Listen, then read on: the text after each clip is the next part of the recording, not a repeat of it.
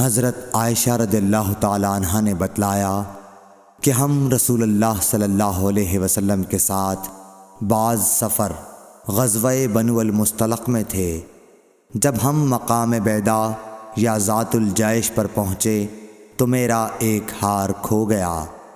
رسول اللہ صلی اللہ علیہ وسلم اس کی تلاش میں وہیں ٹھہر گئے اور لوگ بھی آپ کے ساتھ ٹھہر گئے، لیکن وہاں پانی کہیں قریب میں نہ تھا۔ لوگ حضرت ابو بکر صدیق رضی اللہ تعالیٰ عنہ کے پاس آئے اور کہا، حضرت عائشہ رضی اللہ تعالیٰ عنہ نے کیا کام کیا کہ رسول اللہ صلی اللہ علیہ وسلم اور تمام لوگوں کو ٹھہرا دیا ہے، اور پانی بھی کہیں قریب میں نہیں ہے اور نہ لوگوں ہی کے ساتھ ہے۔ پھر ابو بکر صدیق رضی اللہ تعالیٰ عنہ تشریف لائے۔ رسول اللہ صلی اللہ علیہ وسلم اپنا سر مبارک میری ران پر رکھے ہوئے سو رہے تھے۔ فرمانے لگے کہ تم نے رسول اللہ صلی اللہ علیہ وسلم اور تمام لوگوں کو روک لیا، حالانکہ قریب میں کہیں پانی بھی نہیں ہے اور نہ لوگوں کے پاس ہے۔ حضرت عائشہ رضی اللہ تعالیٰ عنہ کہتی ہیں کہ والد ماجد رضی اللہ تعالیٰ عنہ مجھ پر خفا ہوئے، اور اللہ نے جو چاہا انہوں نے مجھے کہا اور اپنے ہاتھ سے میری کوکھ میں کچوکے لگائے۔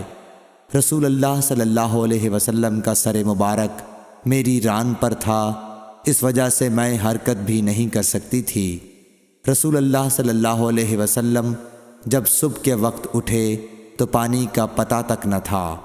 پس اللہ تعالیٰ نے تیمم کی آیت اتاری اور لوگوں نے تیمم کیا۔ اس پر اسید بن حضیر رضی اللہ تعالیٰ عنہ نے کہا کہ اے آل ابی بکر، یہ تمہاری کوئی پہلی برکت نہیں ہے۔ عائشہ رضی اللہ تعالیٰ عنہ نے فرمایا، پھر ہم نے اس اونٹ کو ہٹایا جس پر میں سوار تھی تو ہار اسی کے نیچے مل گیا۔ صحیح بخاری حدیث نمبر 334۔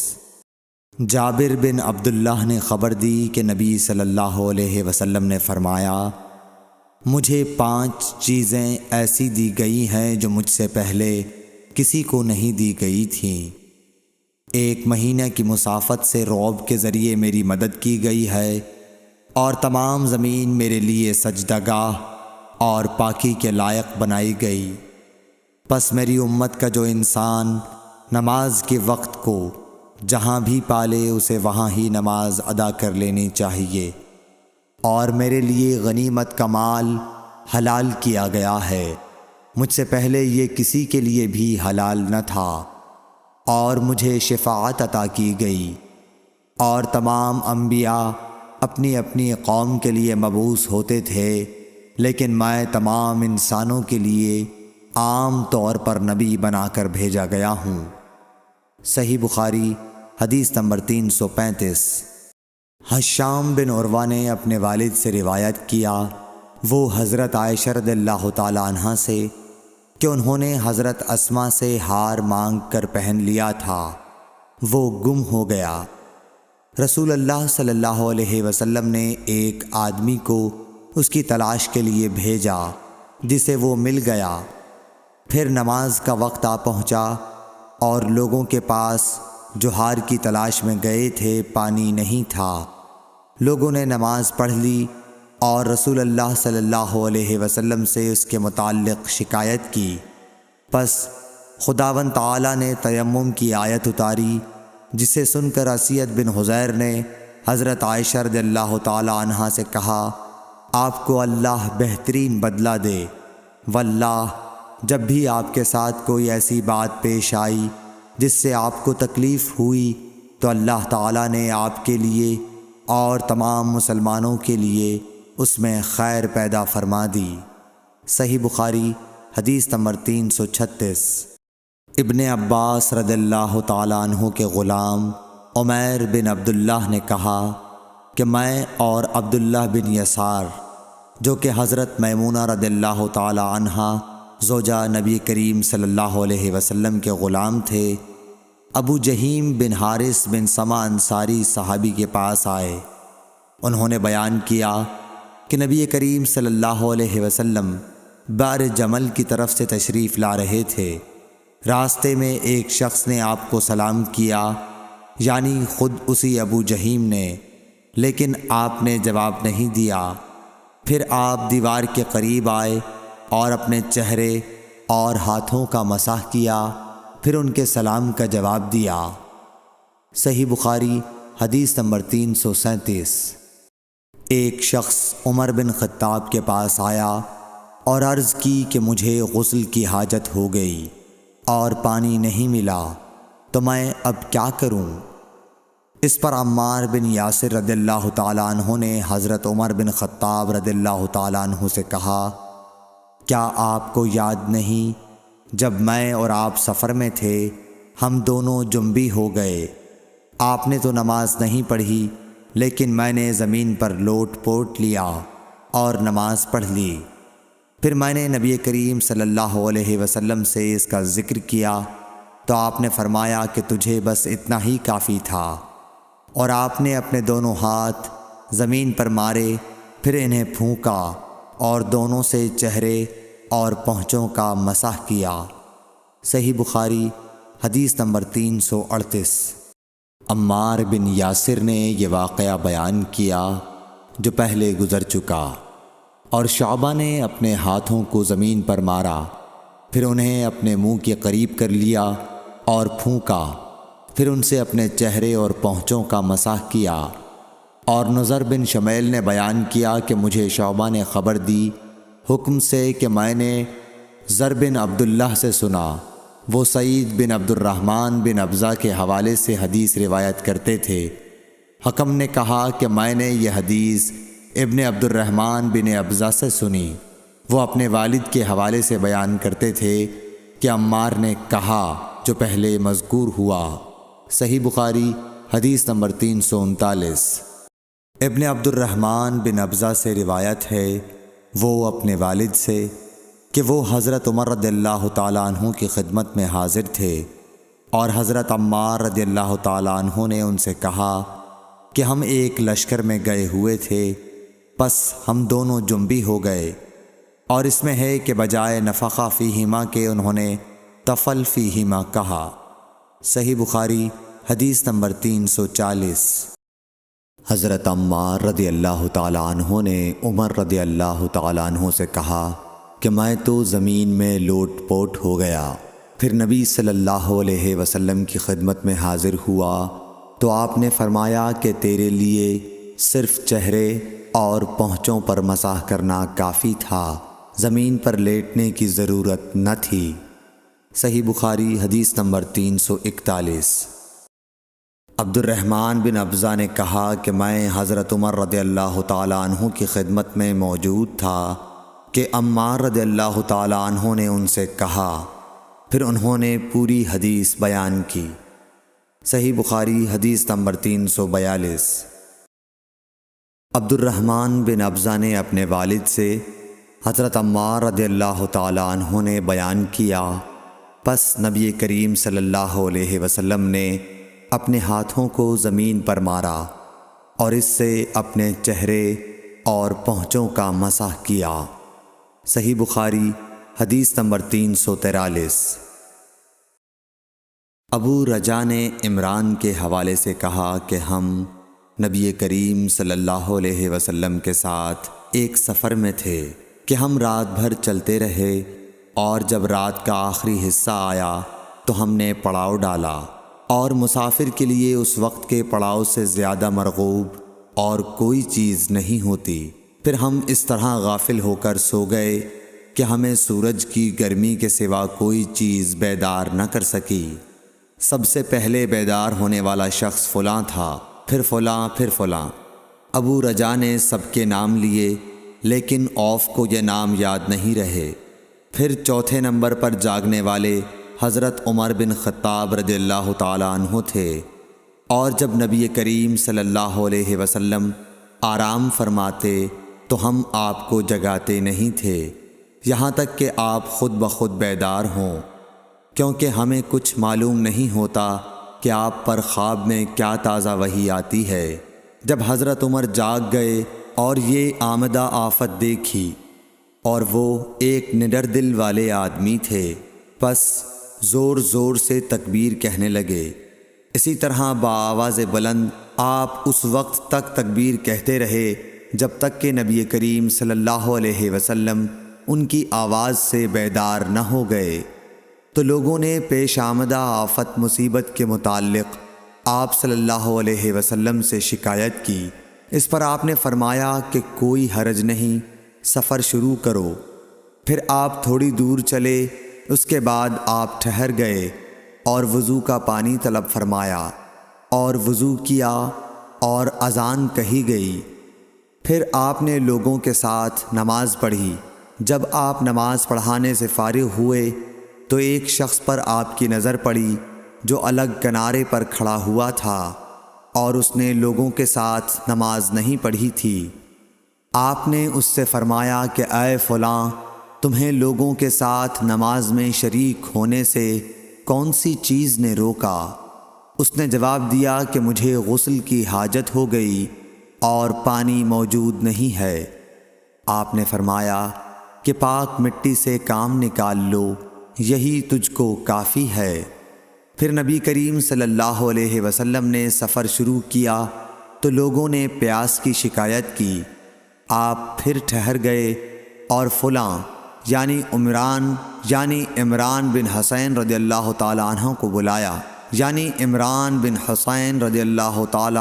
بلایا۔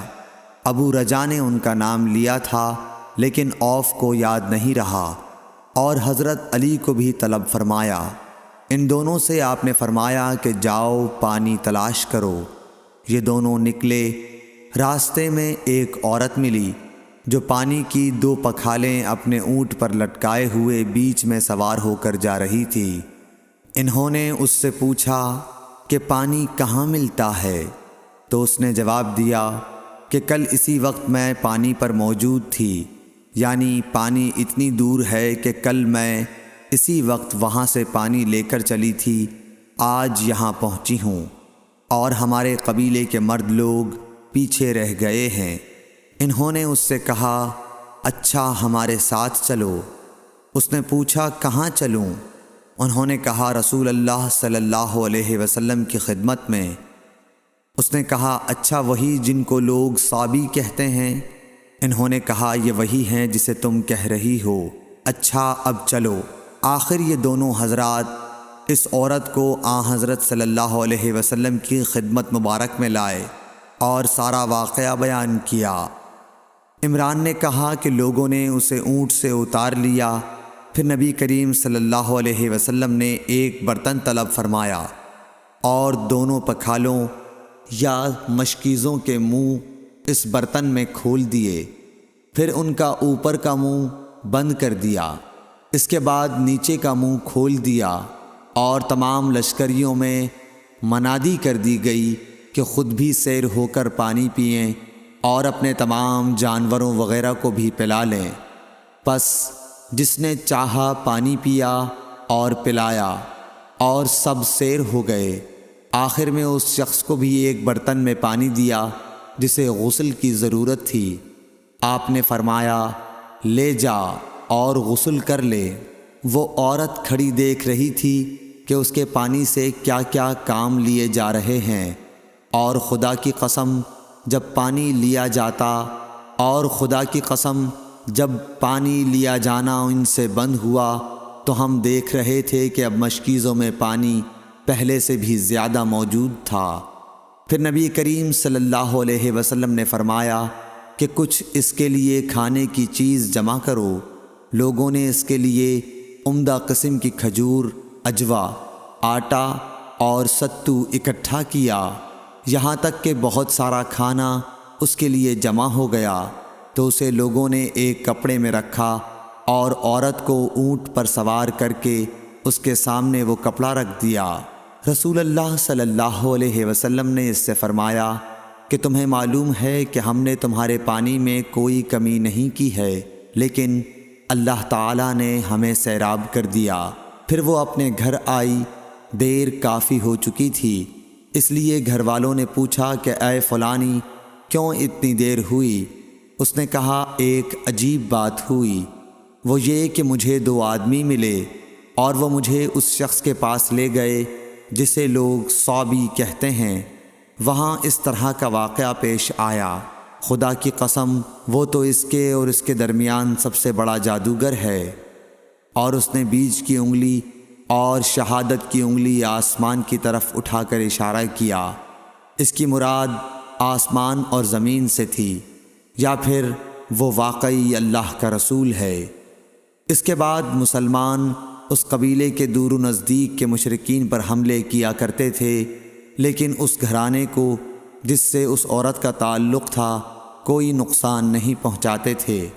یہ اچھا برتاؤ دیکھ کر ایک دن اس عورت نے اپنی قوم سے کہا کہ میرا خیال ہے کہ یہ لوگ تمہیں جان بوجھ کر چھوڑ دیتے ہیں، تو کیا تمہیں اسلام کی طرف کچھ رغبت ہے؟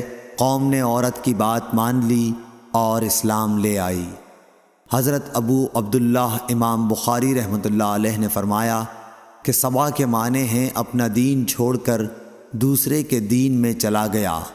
اور ابو العالیہ نے کہا ہے کہ صائبین اہل کتاب کا ایک فرقہ ہے جو زبور پڑھتے ہیں، اور سورہ یوسف میں جو عصب کا لفظ ہے وہاں بھی اس کے معنی عمل کے ہیں۔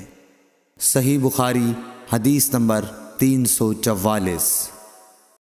ابو موسیٰ نے عبداللہ بن مسعود سے کہا کہ اگر غسل کی حاجت ہو اور پانی نہ ملے تو کیا نماز نہ پڑھی جائے؟ عبداللہ نے فرمایا ہاں، اگر مجھے 1 مہینے تک بھی پانی نہ ملے گا تو میں نماز نہ پڑھوں گا۔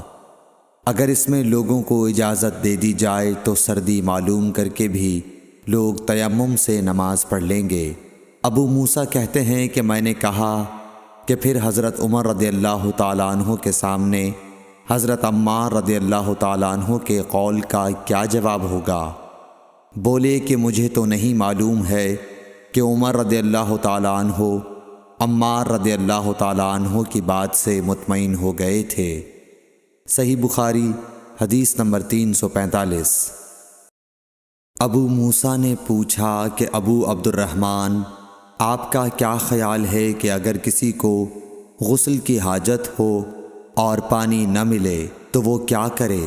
عبداللہ نے فرمایا کہ اسے نماز نہ پڑھنی چاہیے جب تک اسے پانی نہ مل جائے۔ ابو موسیٰ نے کہا کہ پھر عمار کی اس روایت کا کیا ہوگا جبکہ نبی کریم صلی اللہ علیہ وسلم نے ان سے کہا تھا کہ تمہیں صرف ہاتھ اور منہ کا تیمم کافی تھا۔ ابن مسعود نے فرمایا کہ تم عمر کو نہیں دیکھتے کہ وہ عمار کی اس بات پر مطمئن نہیں ہوئے تھے۔ پھر ابو موسیٰ نے کہا کہ اچھا عمار کی بات کو چھوڑو، لیکن اس آیت کا کیا جواب دو گے جس میں جنابت میں تیمم کرنے کی واضح اجازت موجود ہے؟ عبداللہ بن مسعود اس کا کوئی جواب نہ دے سکے، صرف یہ کہا کہ اگر ہم اس کی بھی لوگوں کو اجازت دے دیں تو ان کا حال یہ ہو جائے گا کہ اگر کسی کو پانی ٹھنڈا معلوم ہوا تو اسے چھوڑ دیا کرے گا اور تیمم کر لیا کرے گا۔ اعمش کہتے ہیں کہ میں نے شفیق سے کہا کہ گویا عبداللہ نے اس وجہ سے یہ صورت ناپسند کی تھی، تو انہوں نے جواب دیا کہ ہاں۔ صحیح بخاری حدیث نمبر 346۔ حضرت ابو موسیٰ رضی اللہ تعالی عنہ نے حضرت عبداللہ بن مسعود سے کہا کہ اگر ایک شخص کو غسل کی حاجت ہو اور مہینہ بھر پانی نہ پائے تو کیا وہ تیمم کر کے نماز نہ پڑھے؟ شفیق کہتے ہیں کہ حضرت عبداللہ بن مسعود نے جواب دیا کہ وہ تیمم نہ کرے اگرچہ وہ 1 مہینے تک پانی نہ پائے اور نماز موقوف رکھے۔ ابو موسیٰ نے اس پر کہا کہ پھر سورہ مائدہ کی اس آیت کا کیا مطلب ہوگا؟ اگر تم پانی نہ پاؤ تو پاک مٹی پر تیمم کر لو۔ حضرت عبداللہ بن مسعود بولے کہ اگر لوگوں کو اس کی اجازت دے دی جائے تو جلد ہی یہ حال ہو جائے گا کہ جب ان کو پانی ٹھنڈا معلوم ہوگا تو وہ مٹی سے تیمم ہی کر لیں گے۔ اعمش نے کہا میں نے شفیق سے کہا تو تم نے جنبی کے لیے تیمم اس لیے برا جانا؟ انہوں نے کہا ہاں۔ پھر حضرت ابو موسیٰ اشعری رضی اللہ تعالیٰ عنہ نے فرمایا کہ کیا آپ کو حضرت عمار کا حضرت عمر بن خطاب رضی اللہ تعالیٰ عنہ کے سامنے یہ قول معلوم نہیں کہ مجھے رسول اللہ صلی اللہ علیہ وسلم نے کسی کام کے لیے بھیجا تھا؟ سفر میں مجھے غسل کی ضرورت ہو گئی لیکن پانی نہیں ملا، اس لیے میں مٹی میں جانور کی طرح لوٹ پوٹ لیا۔ پھر میں نے رسول اللہ صلی اللہ علیہ وسلم سے اس کا ذکر کیا تو آپ نے فرمایا کہ تمہارے لیے صرف اتنا کرنا کافی تھا، اور آپ نے اپنے ہاتھوں کو زمین پر ایک مرتبہ مارا، پھر ان کو جھاڑ کر بائیں ہاتھ سے داہنے کی پشت کو مل لیا، یا بائیں ہاتھ کا داہنے ہاتھ سے مسح کیا، پھر دونوں ہاتھوں سے چہرے کا مسح کیا۔ عبداللہ نے اس کا جواب دیا کہ آپ عمر کو نہیں دیکھتے کہ انہوں نے عمار کی بات پر قناعت نہیں کی تھی؟ اور یعلی بن عبید نے عامش کے واسطے سے شفیق سے روایت میں یہ زیادتی کی ہے کہ انہوں نے کہا کہ میں عبداللہ اور ابو موسیٰ کی خدمت میں تھا، اور ابو موسیٰ نے فرمایا تھا کہ آپ نے عمر سے عمار کا یہ قول نہیں سنا کہ رسول اللہ صلی اللہ علیہ وسلم نے مجھے اور آپ کو بھیجا؟ پس مجھے غسل کی حاجت ہو گئی اور میں مٹی میں لوٹ پوٹ لیا۔ پھر میں رات رسول اللہ صلی اللہ علیہ وسلم کی خدمت میں حاضر ہوا اور آپ سے صورتحال کے متعلق ذکر کیا تو آپ نے فرمایا کہ تمہیں صرف اتنا ہی کافی تھا، اور آپ نے چہرے اور ہتھیلیوں کا ایک ہی مرتبہ مسح کیا۔ صحیح بخاری حدیث نمبر 347۔ عمران بن حسین خزائی سے روایت ہے کہ رسول اللہ صلی اللہ علیہ وسلم نے ایک آدمی کو دیکھا کہ الگ کھڑا ہوا ہے اور لوگوں کے ساتھ نماز میں شریک نہیں ہو رہا ہے۔ آپ نے فرمایا کہ اے فلاں، تمہیں لوگوں کے ساتھ نماز پڑھنے سے کس چیز نے روک دیا؟ اس نے عرض کی، یا رسول اللہ، مجھے غسل کی ضرورت ہو گئی اور پانی نہیں ہے۔ آپ نے فرمایا، پھر تم کو پاک مٹی سے تیمم کرنا ضروری تھا، پس وہ تمہارے لیے کافی ہوتا۔ صحیح بخاری حدیث نمبر 348۔